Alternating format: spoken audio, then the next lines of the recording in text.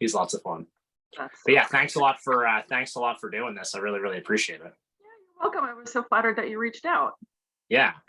So, I keep it pretty casual, but we'll jump into it, I guess. So I know who you are, Val, Dr. Valerie Worthington, author, Jiu-Jitsu Black Belt, awesome person. I think that should be mentioned. But tell, my students and people who would be listening to this maybe a little bit more about yourself. Yeah, sure. And thanks so much for inviting me to chat with you. It's a lot of fun. So who am I? So I am born and raised in central New Jersey in the States. And I mention that because there's sort of a mentality on the East Coast of the United States that I think I did definitely kind of inherit, just a little bit of, I guess, irreverence when it comes to me, a lot of, self deprecation, that kind of stuff. And I think that was exacerbated by the fact that my parents are both retired psychologists. So, lots of opportunity to talk about our feelings in a good way, not annoying usually. But just a lot of, I think, really good opportunities for communication. And that was always really encouraged for me and my sister. And as a result, we're all still very close, which is nice. So let's see, after college, I lived in Washington, D.C. for a couple of years. And then when I was in graduate school for the doctorate that you mentioned, I found jiu-jitsu. I was looking for something to do to keep me physically occupied because I'd gotten sort of sedentary in my first year of graduate school. And I thought, can't do that anymore. So after I did some running at first to kind of get back into, my body, I would say, then I found kickboxing, Muay Thai, and I like to say that was my gateway martial art, although maybe that's not very PC these days, but that was my first martial art, and I thought it was really fun. I saw at the next class after the class that I took was a fundamentals in Brazilian Jiu-Jitsu class, and I saw people doing hip escapes and doing sit-ups and guard and doing judo rolls, and I thought I need to do that. So while I finished getting my degree in educational psychology, I started training more and more. And after graduating and being in the working world for 6 years or so, I decided that it was time to kind of change things around in my life and quit my job, and sold a condo that I had been living in Chicago. And then I ended up driving around the country and training jiu-jitsu. And so I did that for kind of a while, was itinerant for a while. And now I settled back close to where I grew up in Philadelphia. I am still training. I teach online, have been doing that since before COVID, actually since I left my office job. And the thing that I've kind of added on to what I was doing professionally, which is, teaching courses in education, and I also have a position in a department of mind-body medicine at a university based in Pasadena. And the other thing that I've added is professional coaching. So you may be able to understand this when you get to a certain level in jiu-jitsu, students start coming to you for advice about things that don't have to do with technique or competition strategy. And Yes. I really wanted to help people, but I don't know if they should, buy a house. I don't know if they should leave their partner. Those are really important issues. And I wanted to take them seriously. And so I realized that there's actually a modality for that, which is professional coaching. So I like coaching a lot, and I could talk about that. And it's different from athletic coaching, obviously, but I already just talked a lot. So that's me. Yeah, very cool. Yeah, that's awesome. You're super inspirational. And a cool connection that me and you have that many people would not know is that we actually got to train together for a couple weeks, I think. I was trying to think back. I think it was like 2011, 2012. I think I was probably a purple belt. Maybe you were still a brown belt at the time, but this must have been on your journey where you were kind of traveling around. So just, I guess, talk about that point in your life when you were training. We were both training at 50-50 Ryan Hall's gym for a couple of weeks. Talk about that a little bit and what you remember about Josh Presley, the purple belt. Yeah, sure. So I had been living in California. After I did my road trip, I landed in California, as you know, in the States, and I guess through, a lot of the world. There are tons of jujitsu people in Southern California. So I lived there for about 5 years and had actually gotten my black belt in 2010. And then when I was, I guess I stayed for another year, but it felt like it was time to get back closer to home, so closer to where I'd grown up. My parents had moved; they live in Florida now, but even so, the flying clear across the country to see them, it just felt too far away. So I was looking for a place on the East Coast to live. Was friendly with Ryan, and he was out for a tournament, and we were talking, and he said, if you move to Virginia, I can help you with your game. And I said, okay, that would be nice, thank you. And so I lived in Virginia for a couple of years and met an up and coming purple belt named Josh Presley, who was very kind. And um, uh, what I remember about you is just that you were really committed, and you were organized in your commitment, if that makes sense. So you weren't just like, yeah, bro, I'm gonna kill it. You were taking it seriously, and from what I could see, you were taking it as seriously as someone would take a job. And you were just, always fun to roll with. You were always very patient with the older lady. And Yeah, and I'm trying to remember. I know we had like many conversations on the mat, and troubleshooting and things like that. And so you were and are the kind of person that always made me feel like there was a place for me in jujitsu, because as a woman, as you know, especially, I was coming up in mostly the aughts, and there just weren't very many. And so I just am always grateful for people like you who were, didn't think it was weird and didn't have a lot of questions, and we're just happy to have other people to play with. So thanks for that. Yeah, no, that's awesome. I really appreciate that. That's really nice of you to say that. And yeah, we had some really awesome times. Like I tell my friends all the time, like there was kind of a cool couple of weeks where we all in staying in Ryan's house was Ryan, his wife Jen, me, you, Johnny Grippo.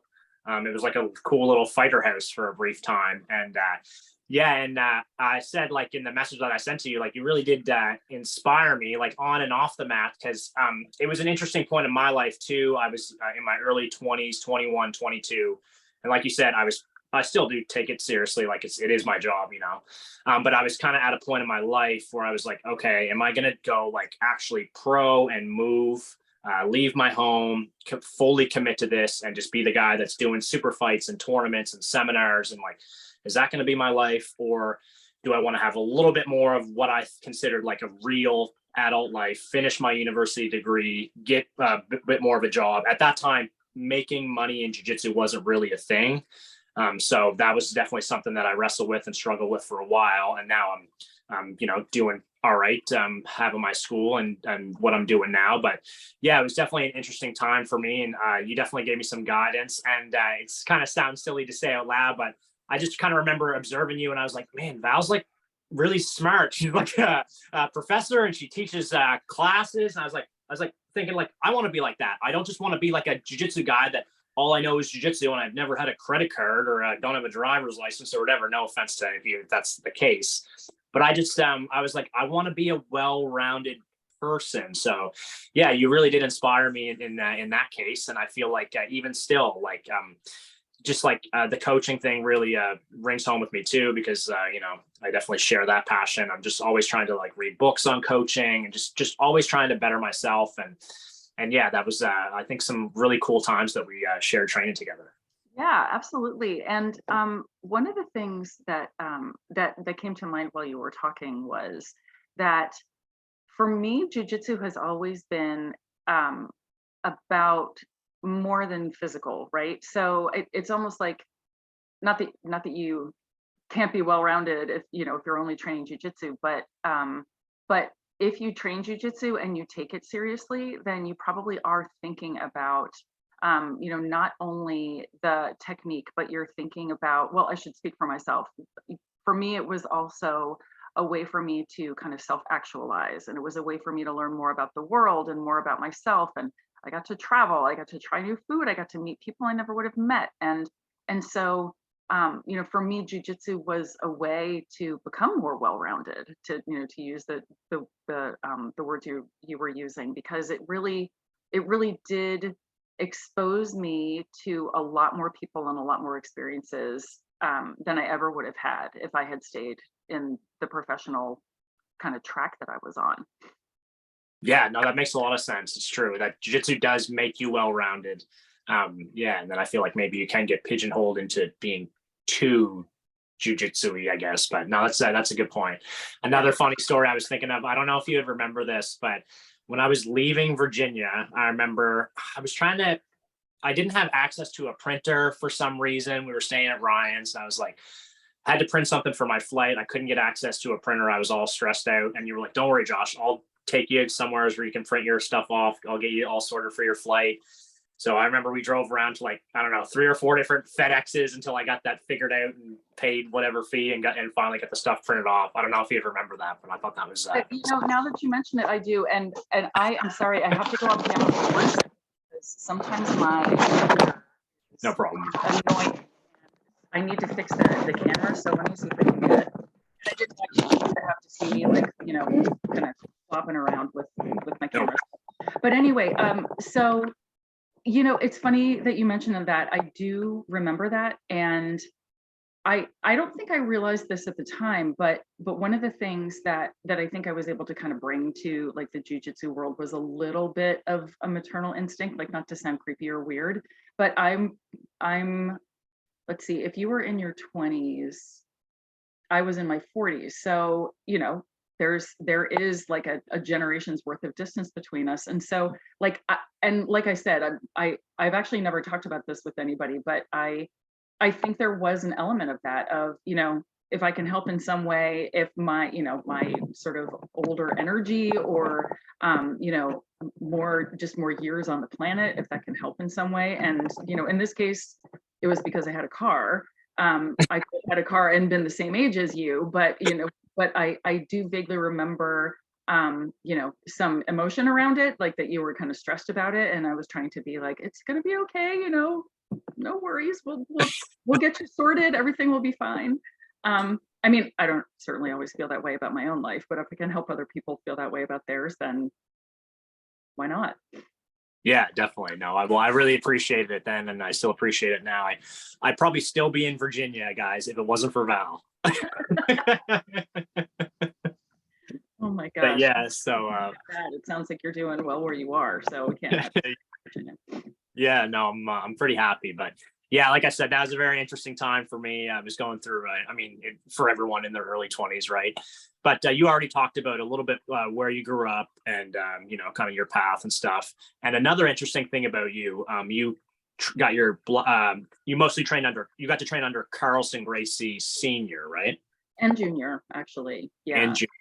Yeah. He's someone I haven't really heard much about. Tell me about Carlson Gracie Senior.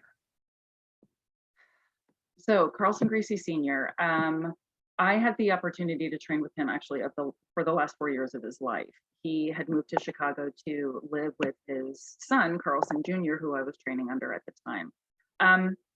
So Carlson Sr. was incredibly dedicated to jiu-jitsu. He was really passionate about it. And there's a movie that I always think of him when I watch this movie. It's called Strictly Ballroom. And the reason I think of it is because there's a scene in it where there are all these professional dancers dancing around, and then there's this one man who's recording the beginner class. And I just remember that Carlson was as passionate about white belts as he was about black belts. He would go to tournaments with us, and he would scream himself hoarse for the white belts who were competing, just like he would for anybody else who was competing. And so I think he really just appreciated the the art, and he was supportive of anybody who loved it. He was very kind to me. I feel really fortunate that that I got to that I got a chance to get to know him. He loved music. He was incredibly generous. So, if you said you liked something, I saw him do this once. Someone said, Carlson, I like your shirt, and he had another shirt on underneath it. And so we took off the shirt, and he was trying to give it to the person who had complimented him. So, just my experiences with him were all, he was very, very kind, very decent, very committed to jujitsu. And one story that I heard, and this is a secondhand story, so I can't really corroborate it, but I believe the person who told me, a mutual friend of ours, said that he was watching old footage of competitions kind of late at night, and watched a piece of footage, saw a call, and I think this was from 10 years prior or something like that, saw a call by a ref that he disagreed with all over again. And it was, 2 in the morning, and he called the ref and yelled at him. As someone that just dealt with that angry parent as a ref yesterday, that's really funny to me. Yeah. So I mentioned that story because to me that is the most Carlson story of any that I've heard or experienced. So yeah. And I'm sorry that you had an angry parent. Oh no, it's no problem. It's all part of the game. Yeah.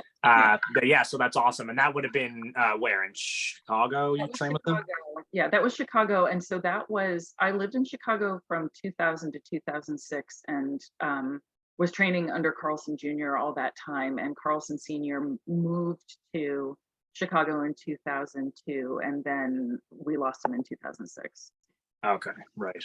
So I'm sorry, you were already a black belt when we trained. Yes. Yeah. Okay. Yeah, sorry, I had that mixed up. My memory is fuzzy, I guess, at the best of time. Yeah. Yeah. No, but okay. So yeah, you trained with Carlson in Chicago. Yeah, that's awesome.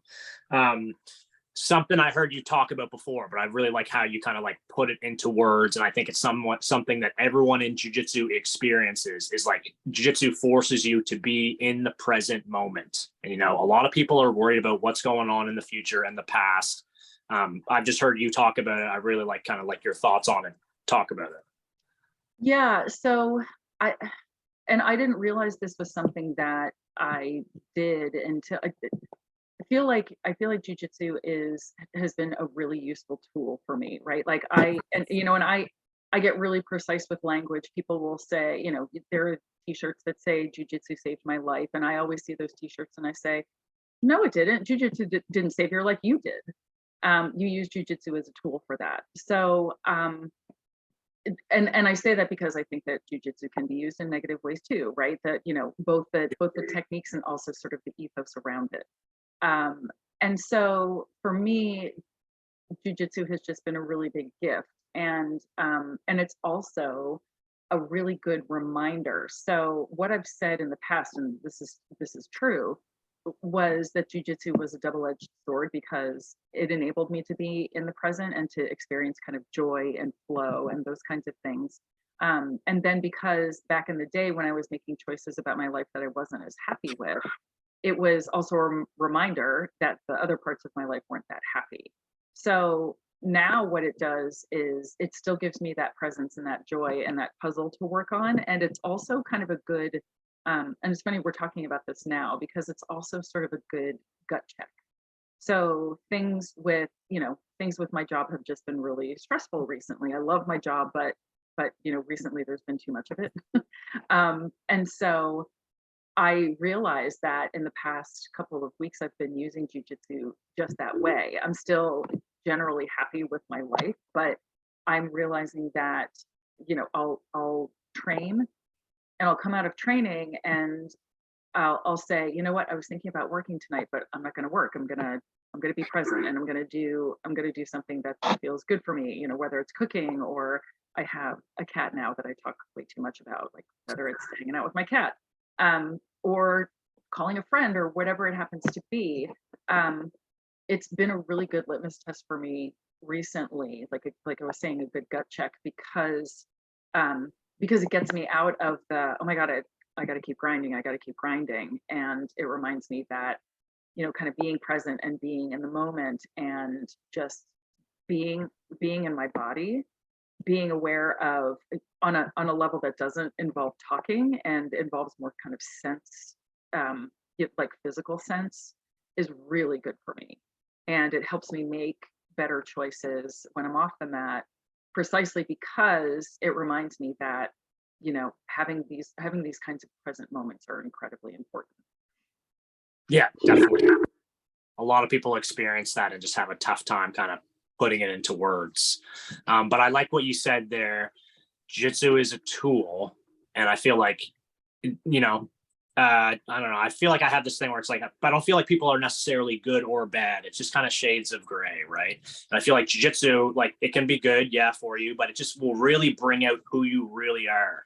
So it's going to build up your confidence. And like you said, that confidence can be used in a negative way. Jiu-jitsu, of course, can be used in a negative way. So yeah, I think people should need to hear that more. Like jiu-jitsu is a tool that you need to use. Like you said, jiu-jitsu saved my life. Like people just put a little bit too much into it sometimes. Like obviously me and you love it. We've spent our whole lives doing it. But yeah, I don't know if it's just like having a little bit more mature perspective on it or having the experience or what. But I think that's something that should be said too. Yeah. Yeah, I think so. I can tell you why I think it's important. I think it's important because um, I've seen and done, and I've done this too. I've done the thing where when I think that my balance of jujitsu to the rest of my life wasn't necessarily as healthy, it skewed, I think, way, too much toward jujitsu. I was the person who said, "Sorry, I can't come. I have to train," and that's not true. I didn't. It was, sorry, I didn't want to come. I want to train. And saying it the other way sort of absolved me of responsibility, and that's not the kind of person I want to be. I mean, sometimes I want to be that kind of person because it's easier to just say I can't, but for me it was more important to kind of own what I was doing. And when I did own what I was doing, I realized, oh, you know what, sometimes I'm making choices that are hurting other people and I'm not taking credit, or I'm not credit. That makes it sound like I want to hurt people, but sometimes I was making choices that would hurt other people and I wasn't taking responsibility for it. So I would say, yeah, I'll, to people that I, who don't train, or even people who do train, but we're not training that day. I'd say, yeah, so I'll get there at noon. And if I'm completely honest with myself, I knew I wasn't going to get there at noon. I knew that I was going to be texting, okay, it's going to be closer to 12:30, it's going to be closer to 1, it's going to be closer to 1:30. And that's really crappy when you think about it. And so I try really hard not to do that anymore. But it was easier for me to do it because I could sort of point at jujitsu as this external thing and say, I'm really sorry, I had to be there, which is not true. Like nobody was forcing me to be there. I wanted to be there, but I wasn't willing at the time to own that and to take that responsibility. And on the flip side, give yourself credit for the hard work that you've done. If you believe that jujitsu saved your life, give yourself credit for the hard work that you've done to change your life, and how wonderful that you had jujitsu as a tool. But pat yourself on the back too. Yeah, give yourself credit. Yeah, it's like it's funny because I just had a post yesterday that was like, don't put too much into your wins or your losses in competition, which I think is true too. But I guess it's always a balance. And I find, especially now, like I'm 33 today, actually. Today's my birthday. Happy birthday. Thanks. Yeah. So, and like I competed yesterday. I've competed twice this year, but I know like I'm only going to have so many more years that I'm going to be able to be actively competing against adults. All the competitors are getting younger, and I have a school now. I have students. I have a kid, a wife. I have 6 cats. You win. Oh man, I want to come to your house. So yeah, a lot going on, but I still feel like competition is valuable, and I want to do it. But anyways, what I'm trying to say is I feel like now I do value my wins more, and like I let myself be happy that I won, where it's when I was a purple belt and when I was training with you, or back when I was younger, I was like just quickly focused on the next thing. Oh, I got bronze at Worlds. I wanted gold. The bronze doesn't matter. Throw it away. But it's like now looking back at that, it's like, man, that was an accomplishment to be really, really proud of. You know, it's like I should have took a little bit more time to be proud of that. And I feel like that can happen in jiu-jitsu a lot too, where it's like, no, just focus on the next one, just get on to the next competition or the next thing. But I think you should like take pride in all those little moments in jiu-jitsu, whether it's a promotion or just a good moment in a role or a tournament or whatever.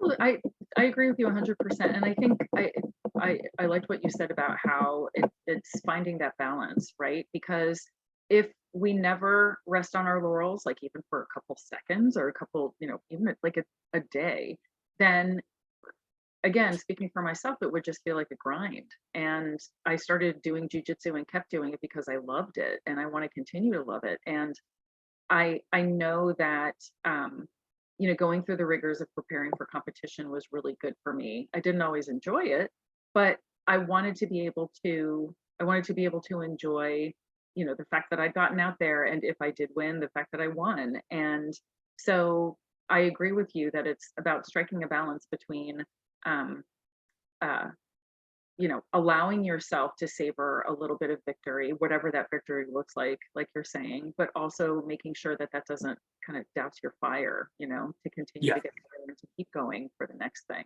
Um, yeah, so that's how it's always worked for me. And I it's kind of like balancing on a Swiss ball or balancing on like a moving train and not holding on. There's sometimes you have to make big adjustments, but you're always sort of monitoring that balance to make sure that you're not too full of yourself, but you're also not beating yourself up too much. Yeah, totally. I think that's a good kind of transition into maybe talking a little bit more about competition. And people may not know, but you competed in a couple of the early world championships that were in California, right? People may not even know, but the world championships, I believe, started in 1996 or 97. They were in Brazil for like the first 10 years. Then they moved them to the United States. They had them in California because they were able to get many more people. A lot of the Brazilians were moving to the United States to open gyms.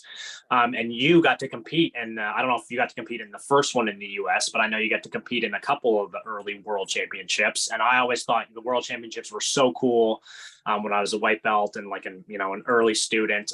Talk about some of your experiences at the world championships of jiu-jitsu. Yeah, I agree with you. I always thought they were really cool too. And I came up like I was saying in the aughts through the ranks, and um, you know, I back in the day, but we didn't have flow grappling. So what would happen is there were these discussion boards, and people who went to worlds would give play-by-plays, and they would type them in, type them in as posts. So everybody who wasn't able to go would be sort of sitting at work or at the gym or wherever they were, like refreshing, like, who's up, who's beating who. And so being able to be there was just completely overwhelming for me all the time. And to be able to compete was really wonderful. I remember, so when I was competing, the sort of most prolifically, I was a brown belt, and it was in the times where they had separated out the women's competition from purple, brown, black to just. So at one time there were women who were purple belts competing against women who were black belts. And brown belts too. And by the time I was competing, it was brown and black. So they'd separated out purple belts. And I remember one time I was in a finals, and I was either sitting in or near the bullpen waiting for my finals match. And all around me were people like Hodger Gracie, Kira Gracie. And I remember looking at those people and going, one of these things is not like the other, because I was always a hobbyist who just sort of stumbled into, again, using jiu-jitsu as a tool to change my life. And I only started competing because I was afraid of it and I didn't want to be. So I was never, and I always admired and envied people who were the people who said, oh man, I love competing, I can't wait to compete. And I was always the one who was saying, maybe there will be an earthquake and they'll have to cancel, and I'll still get credit for having said that I would do it. So that was a really like compelling moment, and I can't remember if it psyched me out. I don't think I won that final, but I just remember thinking, yeah, there's this is really surreal. But I also remember just over time that the the different events got more and more efficient, more and more professional, which was fun to see. And it was always just both a who's who, and also an opportunity to just see so many people that that I knew, and didn't get to train with on a regular basis, but having the opportunity to run into them and chat, and and see your favorite jiu-jitsu competitors, and kind of watch them from afar, and if you were brave enough, like try to get a picture, and again, that's me. uh, and I remember I remember being so impressed by the coaches who were really committed to their students, and who just were able to give the right call in the right moment. And the refs were always so funny because they just had such stone faces, like talk about getting yelled at by irate competitors. I just always enjoyed kind of watching that dynamic too. And also just watching really good jujitsu. It was really amazing, that just the energy. And like you were saying, like back when I was competing, there was no purse money. There was no, you didn't compete for money, you competed for for, I don't know, just to be able to say that you'd won, or because you wanted the medal. And so I'm also interested in that dynamic too, like how that changes things. And one last thing, and then I'll stop talking. Nowadays, it feels like there are like professional white belt competitors. Like there are people who compete all the time and are so good at it. And back when I was competing, it was everybody was training all the time. And so you would kind of jump into a competition and see how you did. And nowadays, like it just doesn't seem like it doesn't seem like the same dynamic. It seems like it's just very much more kind of a well-oiled machine, with just a lot of, just like a well-oiled machine. Just leave it at that. Yeah. Oh, yeah, man. So many good things to talk about there. But yeah, man, the early world championships, I was there in like 2009, 10, and 11, I think. And I actually had that experience of being in the final too as a blue belt. Ryan Hall was actually there in my corner because I just went down, I wanted to compete. And I am one of those people that I love competing. Even still now, like I do get more nervous, I find, as I'm older. Yeah. But back then I was just, like you said, I was very driven, and I loved it. I loved being there, the crowd, and it just, I was all for it. So yeah, Ryan was in my corner, and I remember Saulo and Sanji Ribeiro were coaching against me. And it's just weird because it's like, okay, when I was in high school, just starting jiu-jitsu, I used to watch Saulo Ribeiro DVDs on my free periods in high school, and now this guy's coaching against me. Like, it's a very weird feeling. I was against their student Michael Liera, and I lost.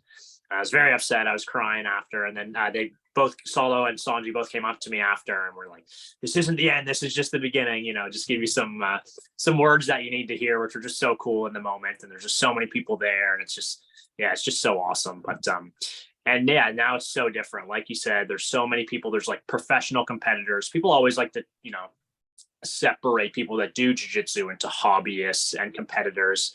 And I always feel like there's just like a lot of blurred lines with that. But there's definitely people that, take it very seriously, and they're competing all the time, doing it professionally. And I guess, competition's changed a lot.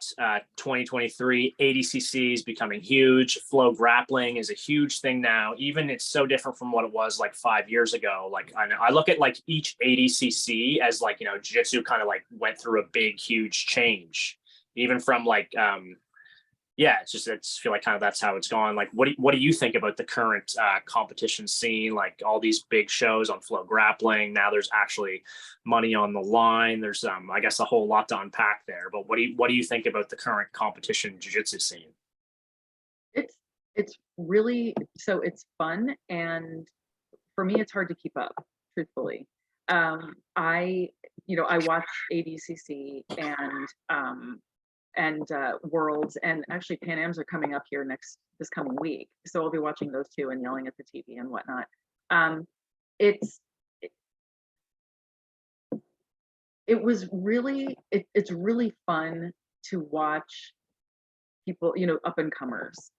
And I also feel a little bit wistful that my era has passed for some of the reasons that I mentioned, where there was always someone that you knew or someone that you were excited to see, so you're constantly running from mat to mat.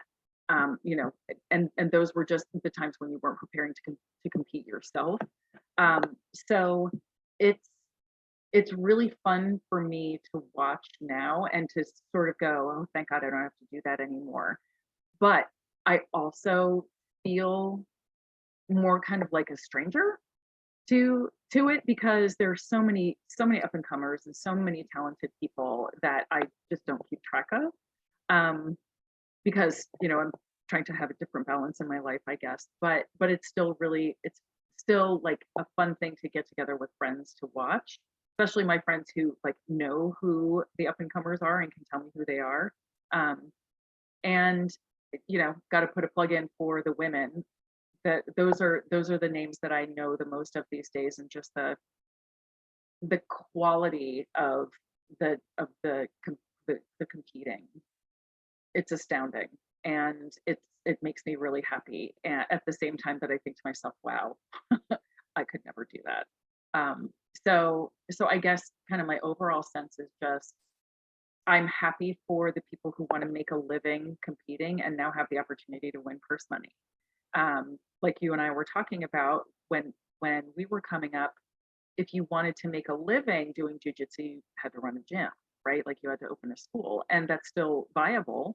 But it requires, I don't need to tell you, you know this better than I do, it requires business acumen, and it requires probably lots of skills that you didn't think you ever wanted to have when you decided that you wanted to do jujitsu as your career.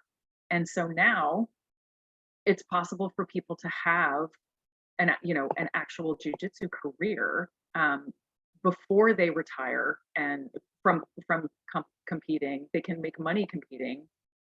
Don't necessarily have to do sort of like the private lesson circuit or the seminar circuit on the basis of their ADCC win. Although, was there always money for ADCC? I know there isn't for Worlds and things. There has, I don't know if it's increased. There has always been prize money for ADCC, Okay, so but it's not enough to like live off of, Yeah. And truthfully, I don't know. I still don't know if it's possible to live on what you make competing in jujitsu, but it seems like it's becoming more and more plausible, if it isn't there already. So that's that's the main difference that I see. And where there's more money, there's also going to be more, I don't want to say regulation, but people care about money, and so they're gonna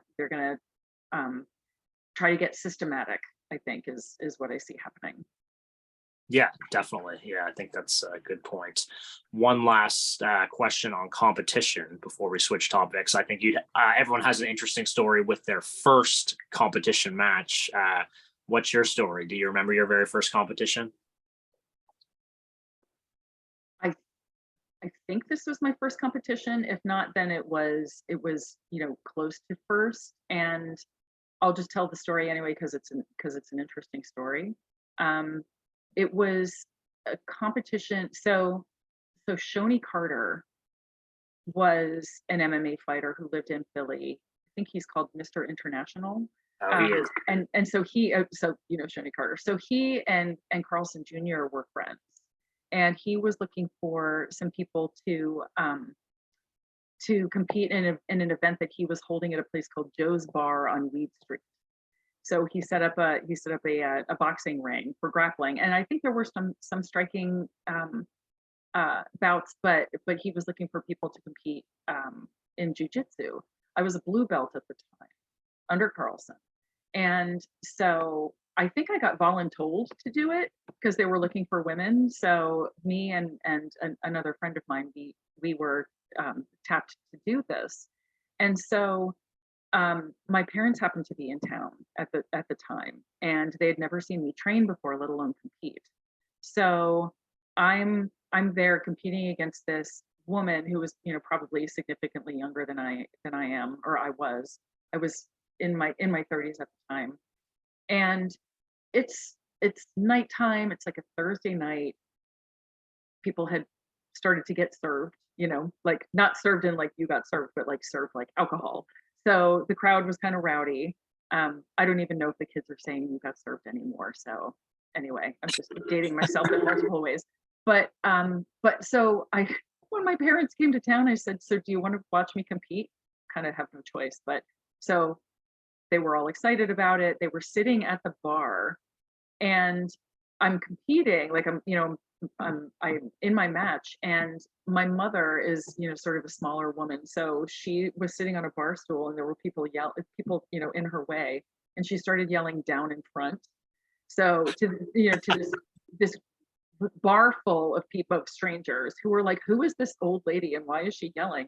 And so she said, that's my daughter competing. And she pointed in the direction of the boxing ring. And everybody apparently like got on board and got super excited, and they asked her my name. And so she apparently had like a section of the bar chanting my name while I was competing. And I won. And I, had this big trophy, and we had to take the L home from Joe's Bar on Beach Street. And so I'm carrying this trophy that was like almost as tall as my mother, and people kept congratulating me and wanting to know what it was for. So my mom is my hype man. That's amazing. An awesome story. So cool. Another thing I heard you say on another podcast that I listened to recently, and I think it's cool. In jiu-jitsu, like your roles outside of jiu-jitsu don't matter when you're on the jiu-jitsu mat. I've had the experience of teaching some quite large morning classes, and it's pretty cool. You get people from several different countries, people that are lawyers, people that are doctors, people that are doing labor jobs and construction. Just talk a little bit how I feel like jiu-jitsu is the great equalizer. Yeah. And I actually remember when I lived in California, I had a really great group of guys to train with, mostly guys. And they somehow found out that I had a PhD. And one of them said, why didn't you tell us you have a PhD? And I said, because it's not relevant here. And the second sentence was, because you would have like given me crap about it. And they proceeded to give me crap about it once they found out about it. But yeah, I think that sort of goes hand in hand with being present, right? And I think you just said it perfectly. It really can, it can be the great equalizer. And you don't, like, again, speaking for myself, if I don't train, then I can't sort of fake it, like I get out of shape, and I and I'm not as crisp with my movements and my transitions and things like that. And so it really is again a great reminder that you have to kind of pay attention to the things in life that you care about. And Jiu-Jitsu is no different. And one of the sort of overlays that makes things more challenging for me is that I'm getting older. So I have to respect the fact that Jiu-Jitsu is the great equalizer, because as I get older, even if my technique is sharp, I'm not going to be as quick. I'm not going to be as able to recover. And that has to be okay. I have to be okay with that and respect this idea. Otherwise, I'm going to get hurt. And so I realized this, that the idea that like jiu-jitsu doesn't really care who you are or what station you are in life. As I get older, I respect and appreciate that more and more. Yeah, I think that's super, super wise words. Um, yeah, I think I don't want to take up too much of your time, but just kind of wrapping up, I got like 10 or so kind of, random questions, some about jiu-jitsu, some are not. I feel like it's a fun way to kind of wrap up. But yeah, thanks again for doing it. So growing up, if you had one, who was your favorite athlete? Martina Navratilova. So I grew up in the 70s and 80s, and she was just, an amazing athlete. And she was also left-handed, and I am too. So I always kind of liked that about her. Awesome. That's amazing. What's the last technique that you taught in a class? Last technique I taught in class. Let's see, that was Wednesday, and I taught a what did I teach? I taught a headlock series. Um, so a headlock series where you can get the darce, you can get the anaconda, you can get a straight guillotine, or you can snap down and reverse the person to their back. Awesome. I love it. This one you can give a couple names if you want, but give us some of your funniest training partners. Who's a training partner that can really make you laugh? Oh, so many. Let's see. There's there's one of there's a friend of mine from the gang. His name is John, from the gang that I trained with out in California, and he is about my age.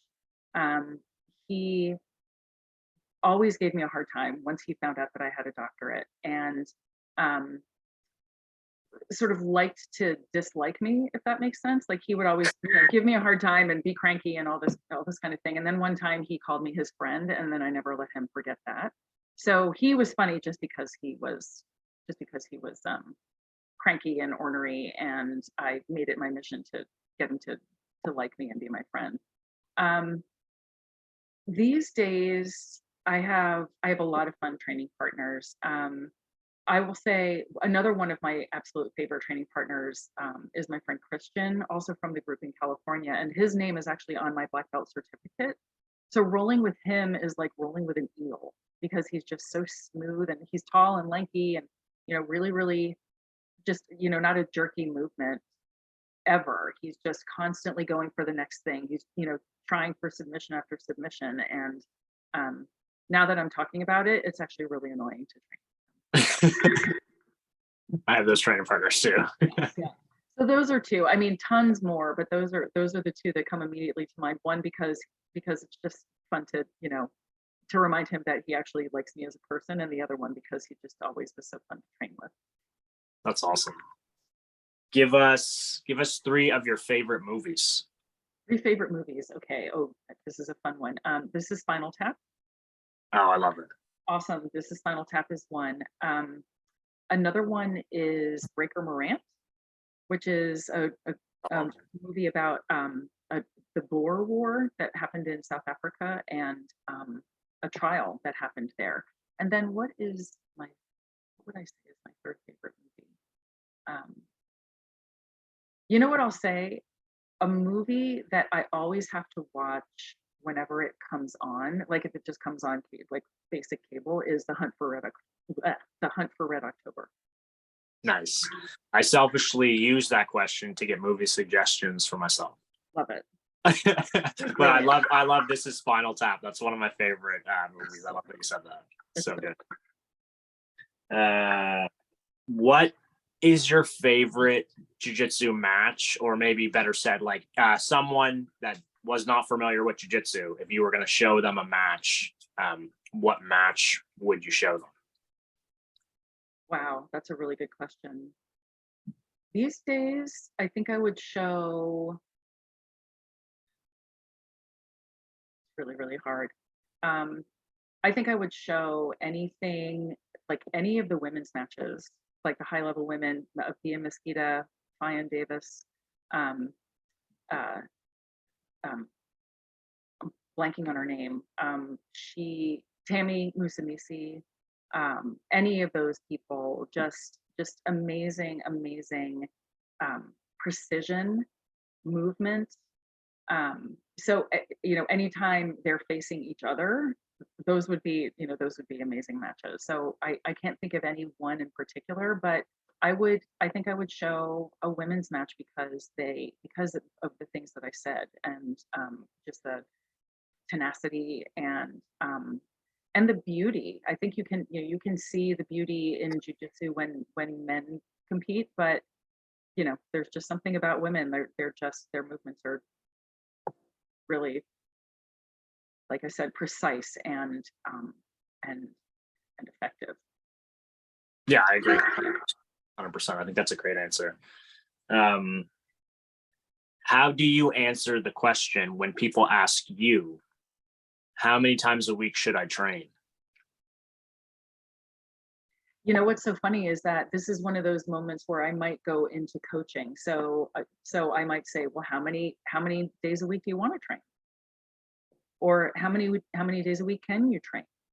And sort of ask a series of questions to get the person to kind of tap into, no pun intended, either for spinal tap or for tapping out, but or maybe a little bit intended, but to try to get the person sort of in touch with where they are with training. Do they want to be sort of coming twice a week and just learning when they can, or do they want to be more involved?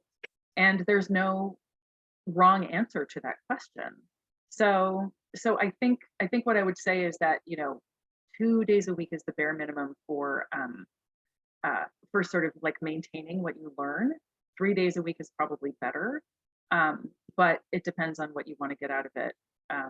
And that last part would be if I were sort of pushed, painted into a corner and the person was saying, no, really, like how many days?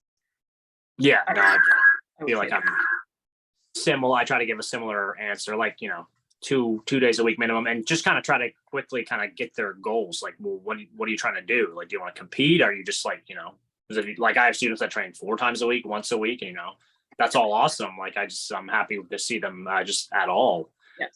Yeah, I think that's a great answer. Like, like you kind of what your goals are with the sport is really going to matter. If you're like, well, I want to compete, but you only train once a week, well, that doesn't really align with like, those goals. So yeah, I think that's absolutely. And that's when your other coach can kick in, right? Where you can say, all right, well, if you want to compete, here's what you need to do. Yeah.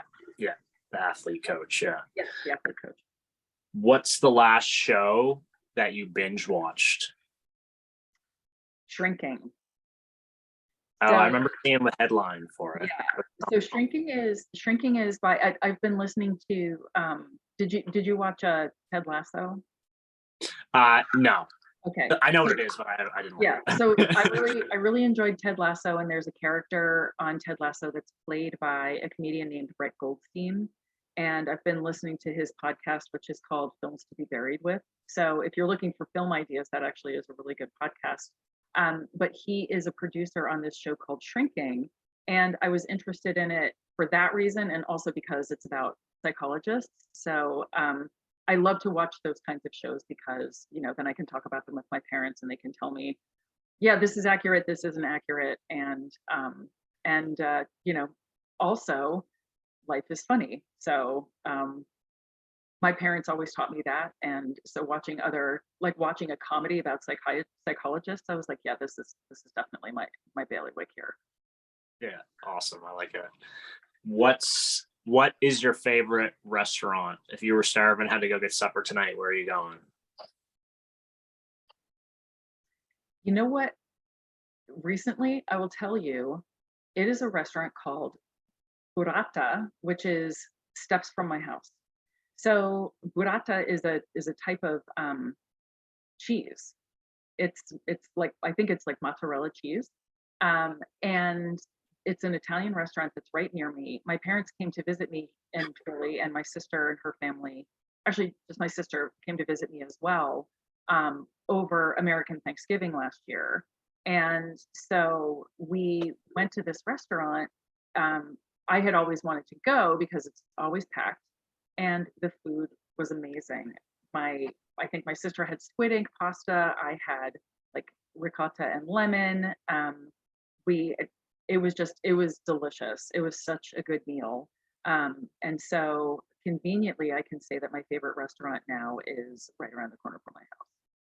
That's amazing. Yeah. That's amazing. Last question in these sets of questions. What is your advice for white belts nowadays in 2023? Yeah, that's a really good question. I think, for me, some of it comes back to what you said about helping people get in touch with what their goals are. And some of that is for precisely the reason you were talking about, where some people will separate practitioners into hobbyists and professionals. And I think it's important for each of us to decide how much time and energy we want to put into jujitsu. Um, and also sort of the trite stuff, like enjoy the ride. It feels like when you're a white belt, maybe you feel like a kid who wants to grow up. But being a kid is pretty awesome. And being a white belt is pretty awesome because there's not a lot that, on your shoulders, not much is expected of you. It's a time to really I don't know, surrender your ego if you can. And of course, I'm saying all these things in retrospect, knowing full well that I didn't do them. But really just, think of as much as you can, enjoy the ride, and get in touch with what you personally want to do in jujitsu, because there are going to be a lot of people who will tell you what you should do based on what they think um, is best and what's best for them. But really, the only person who can tell me what's best for me is me. So even as a white belt, that doesn't mean say, okay, well, like you said, I want to compete, so I'm only going to come and train once a week.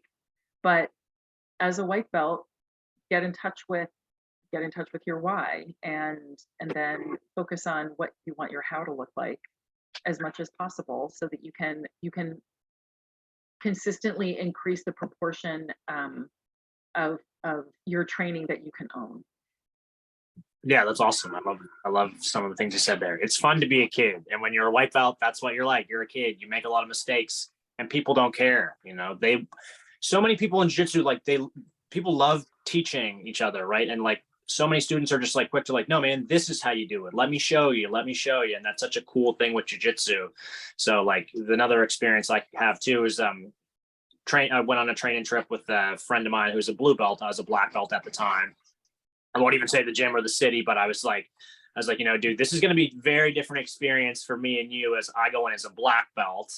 People, I kind of have a target on my back and stuff. You're going in as a blue belt, like really soak it up, dude. Everyone's going to want to show you stuff, roll with whoever you can, and really enjoy it, because you're going to go through these steps where like, you're going to come back here as a higher belt, and people are going to kind of like want to kind of be gunning for you. So yeah, I think if you're a white belt and a blue belt, just like embrace it more, ask more questions, make more mistakes. And like people in jiu-jitsu are so, for the most part, humble and just like giving and wanting to show people that I think, I think it's great advice. Just embrace it. Yep. Absolutely. Love it. Awesome. So I mean, pretty much just wrapping up. I feel like, we could talk about jiu-jitsu for hours, but did you have any questions for me? Let's see. How, and you might not know this, but how far is Halifax from, like, say, Manhattan? Because at some point I want to come up and see your gym. Like flying or driving or Flying. flying? It's only a couple hours. Cool. Yeah, but that'd be awesome. I would love to train with you again. I'm gonna train with you again. We'll put that out there. We'll train again. And I say that I want to come visit you because you know what? Poutine is pretty awesome. Yeah, it's amazing. Yeah, we got so much good food here. You would love it. It's such a great like, we get so many tourists and so many people dropping in and stuff. It's so cool. But you would love Halifax. Awesome. And I know you don't live there, but you live near there, right? Like that would be the airport to fly into. And I've never had we can get Tim Hortons now. So there's Tim Hortons in the States now, but I've never had a Montreal style bagel. Oh yeah, no, we have spots to hit up for sure once you get here. Yeah. I'll take you around. Awesome. Yeah. So awesome. Yeah. So much fun reconnecting with you, Val. Chat. It's been so much fun. And if you haven't already, get Val's book, Training Wheels. I got it on Amazon. Maybe we can talk again after I read it. That would be great. I'd love to. Yeah, Yeah. that was a labor of love, and it was like a unique experience at the time. I mean, so many people are doing jujitsu tours now, which I'm so excited about. I think it's so great. And back in the day, I had no idea what I was doing. But yeah, I'd love to come back and chat about the book.